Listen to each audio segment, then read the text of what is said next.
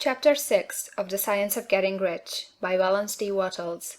This recording is in the public domain. Recording by Diana Moilinger. Chapter 6 How Riches Come to You. When I say that you do not have to drive sharp bargains, I do not mean that you do not have to drive any bargains at all, or that you are above the necessity for having any dealings with your fellow men. I mean that you will not need to deal with them unfairly. You do not have to get something for nothing, but can give to every man more than you take from him. You cannot give every man more in cash market value than you take from him, but you can give him more in use value than the cash value of the thing you take from him. The paper, ink, and other material in this book may not be worth the money you pay for it, but if the ideas suggested in it bring you thousands of dollars, you have not been wronged by those who sold it to you.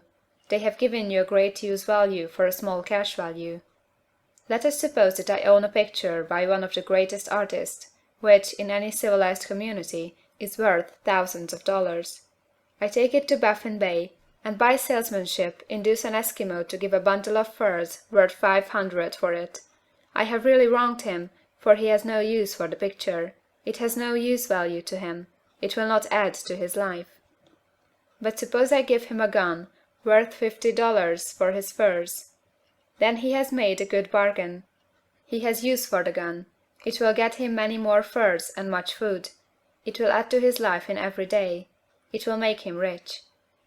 When you rise from the competitive to the creative plane, you can scan your business transactions very strictly, and if you are selling any man anything which does not add more to his life than the thing he gives you in exchange, you can afford to stop it. You do not have to beat anybody in business.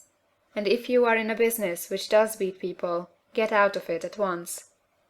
Give every man more in use value than you take from him in cash value. Then you are adding to the life of the world by every business transaction. If you have people working for you, you must take from them more cash value than you pay them in wages. But you can so organize your business that it will be filled with the principle of advancement, and so that each employee who wishes to do so may advance a little every day.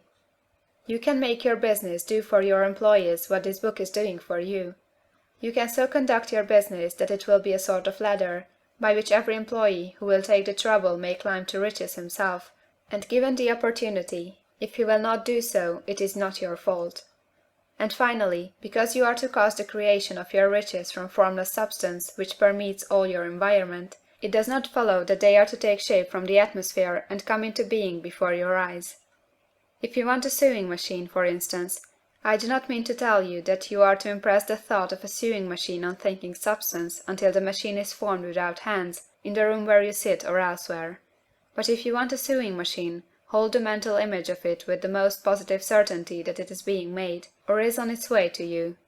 After once forming the thought, have the most absolute and unquestioning faith that a sewing machine is coming.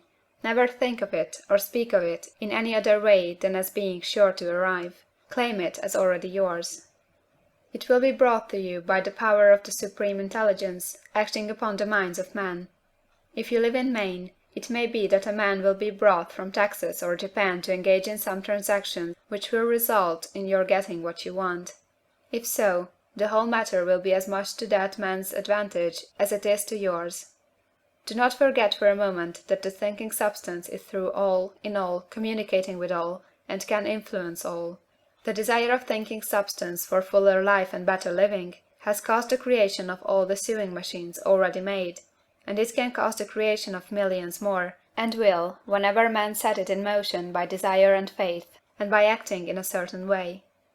You can certainly have a sewing machine in your house, and it is just as certain that you can have any other thing or things which you want, and which you will use for the advancement of your own life and the lives of others.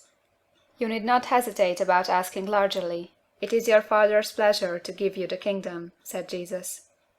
Original substance wants to live all that is possible in you, and wants you to have all that you can or will use for the living of the most abundant life.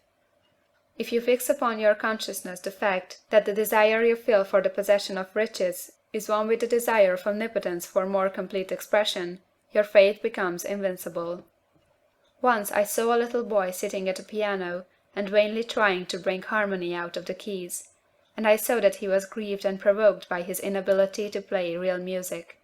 I asked him the cause of this vexation, and he answered, "I can feel the music in me, but I can't make my hands go right." The music in him was the urge of original substance, containing all the possibilities of all life. All that there is of music was seeking expression through the child.